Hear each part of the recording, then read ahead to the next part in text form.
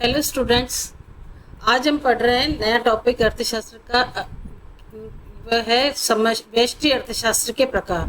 पिछले दो वीडियोस में मैंने आपको समझाई थी अर्थशास्त्र की परिभाषा एवं अर्थशास्त्र के प्रकार। अर्थशास्त्र की परिभाषा के अंतर्गत मैंने आपको एडम स्मिथ, मार्शल, रॉबिन्स द्वारा दी गई अर्थशास्त्र की परिभाषाएं समझाई थी। उसके पश्चात मैंने बताया था अर्थशास्त्र के दो प्रकार है, समष्टि अर्थशास्त्र एवं व्यष्टि अर्थशास्त्र। दोनों अर्थशास्त्र का क्षेत्र, सीमाएं, महत्व सब कुछ समझाया था। यदि आपने मेरे वो दोनों लेक्चर नहीं अटेंड किए, नहीं देखे हैं, तो आप मेरे पिछले वीडियोस आप मेरे देख सकते हैं। और आप लोगों से रिक्वेस्ट है कि आप मेरे चैनल को लाइक, सब्सक्राइब, शेयर जरूर कीजिए, ताकि नए वीडियोस आते ही आपको नोटिफिकेशन आ सके। और इसके साथ साथ में आपके लाइक, शेयर के से मुझे मोटिवेशन मिलता है, तो आप लोगों से मेरा रिक्वेस्ट रहेगा। और साथ ही यदि आपको मेरे समझाए हुए टॉपिक में कोई प्रॉब्लम आती है तो यू कैन प्लीज़ अपनी समस्या जो है वो अपने कमेंट बॉक्स में डाल सकते हैं। मैं रेगुलर आप लोगों के कमेंट्स देखती हूँ और मैं पूरी कोशिश करूँगी कि आपकी जो भी प्रॉब्लम है उसको मैं हटा सकूँ, दूर कर सकूँ। तो थैंक यू वेरी मच। आज हम पढ़ रहे हैं व्यष्टि अर्थशास्त्र के प्रकार। जैसा कि आप देख रहे हैं, व्यष्टि अर्थशास्त्र चार प्रकार का चार प्रकार है व्यष्टि अर्थशास्त्र के। व्यष्टि स्थैतिक विश्लेषण, तुलनात्मक स्थैतिक विश्लेषण, प्रायोगिक विश्लेषण एवं तुलनात्मक प्रायोगिक विश्लेषण।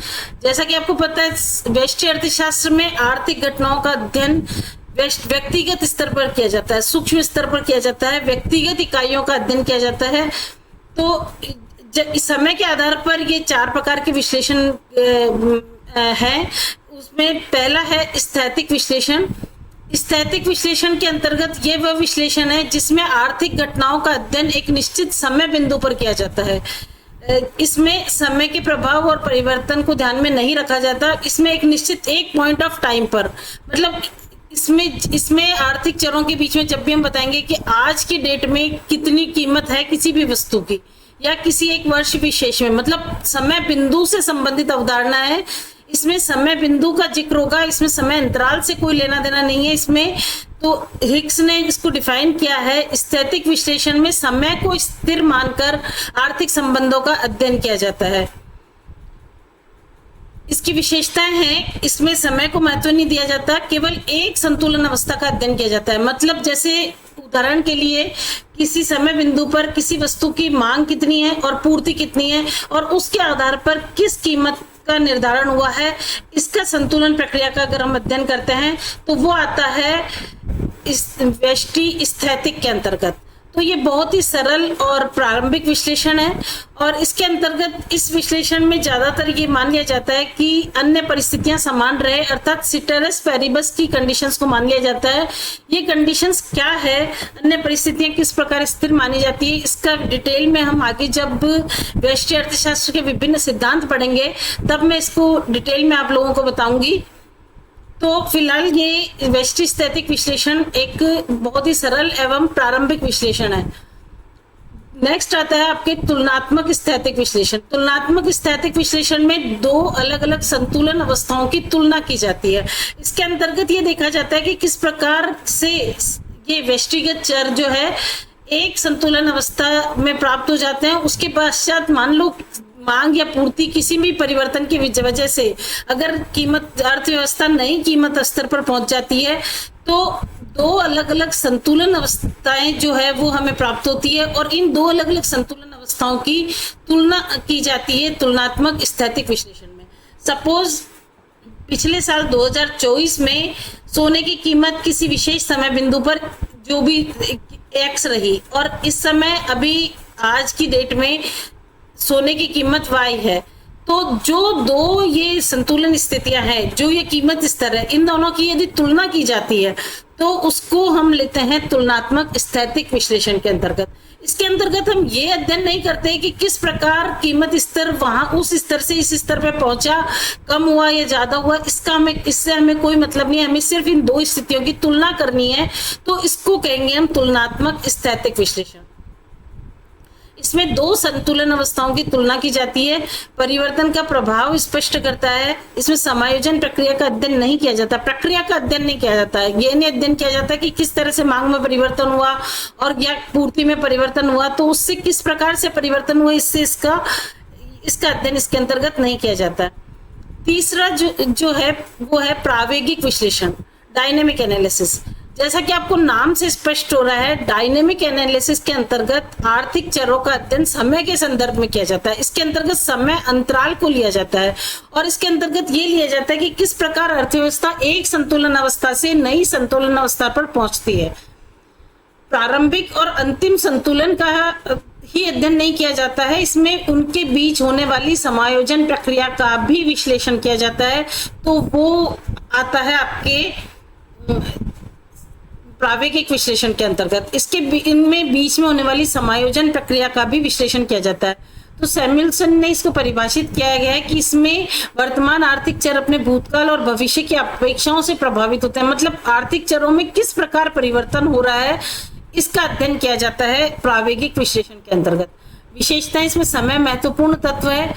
आर्थिक चरों में निरंतर परिवर्तन का अध्ययन किया जाता है। निवेश, उत्पादन, सभी में ये बहुत ही उपयोगी है। स्थैतिक विश्लेषण की अपेक्षा ये ज्यादा यथार्थ है। नेक्स्ट आता है तुलनात्मक प्रावेगिक विश्लेषण। तुलनात्मक प्रावेगिक विश्लेषण में विभिन्न समय अवधियों की दो से अधिक प्रावेगिक प्रक्रियाओं की तुलना की जाती है। इसमें यह अध्ययन किया जाता है कि विभिन्न परिस्थितियों में आर्थिक चर समय के साथ किस प्रकार अलग अलग मार्ग अपनाते हैं और किस प्रकार अलग अलग मार्गों से होते हुए एक नई संतुलन अवस्था पर पहुंचने का प्रयास करते हैं। हमें संतुलन अवस्था नहीं देखनी है, हमें सिर्फ प्रक्रिया देखनी है, पाथ देखना है, रास्ता देखना है कि किस तरह से, किस मार्ग से होकर आर्थिक चर जो है वो परिवर्तित हो रहा है और नई संतुलन अवस्था की ओर अग्रसर हो रहा है। तो ये है तुलनात्मक प्रावेगिक विश्लेषण। इसमें समय और परिवर्तन दोनों का अध्ययन किया जाएगा, विभिन्न समायोजन प्रक्रियाओं की तुलना की जाएगी और आधुनिक आर्थिक विश्लेषण के लिए बहुत ही उन्नत विधि है।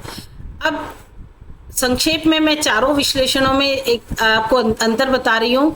समय जो है स्थैतिक विश्लेषण समय बिंदु से संबंधित है, तुलनात्मक स्थितिक दो अलग अलग समय बिंदुओं से संबंधित है, जबकि प्रावेगिक विश्लेषण समय अंतराल से संबंधित है और तुलनात्मक प्रावेगिक विश्लेषण भी समय अंतराल से संबंधित है।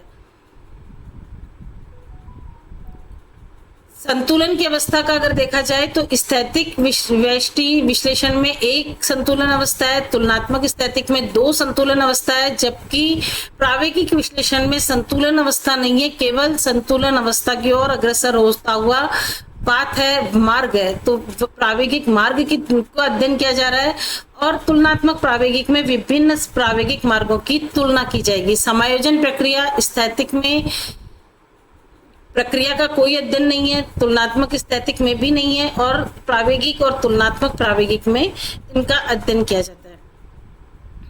इस तरह से ये अलग अलग क्षेत्रों में इनका अलग अलग उपयोग है। निष्कर्ष रूप में हम कह सकते हैं कि व्यष्टि अर्थशास्त्र में स्थैतिक विश्लेषण का एक निश्चित समय बिंदु पर संतुलन का अध्ययन करता है, तुलनात्मक स्थैतिक विश्लेषण दो संतुलन अवस्थाओं की तुलना करता है, प्रावेगिक विश्लेषण समय के साथ होने वाले परिवर्तन और समायोजन की प्रक्रिया को स्पष्ट करता है, जबकि तुलनात्मक प्रावेगिक विश्लेषण विभिन्न प्रावेगिक प्रक्रियाओं और उनके परिणामों की तुलना करता है। चारों ही विश्लेषण व्यष्टि अर्थशास्त्र के अध्ययन की एक महत्वपूर्ण आधारशिला है। इस प्रकार हमने चार प्रकार के व्यष्टिगत विश्लेषण का अध्ययन किया। अब मैं इसको डायग्राम के द्वारा आपको दिखा रही हूँ। ये देख सकते हैं आपकी ये स्थैतिक विश्लेषण में ये मांग वक्र है, डीडी डिमांड कर्व है, एसएस पूर्ति वक्र है और ये एक संतुलन अवस्था का अध्ययन है। पहला स्थैतिक विश्लेषण है, दूसरा तुलनात्मक स्थैतिक। इसमें आप देख सकते हैं दो अलग अलग स्थितियों की तुलना की जाएगी।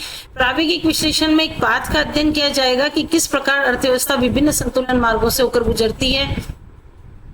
तुलनात्मक प्रावेगिक में दो अलग अलग प्रावेगिक प्रक्रियाओं की तुलना की जाएगी। तो ये आपका डायग्रामेटिक रिप्रेजेंटेशन है, डायग्राम से आपको दिखाया गया है। Thank you very much. आपसे एक बार पुनः रिक्वेस्ट कि आप प्लीज वीडियो को लाइक शेयर अवश्य कीजिए।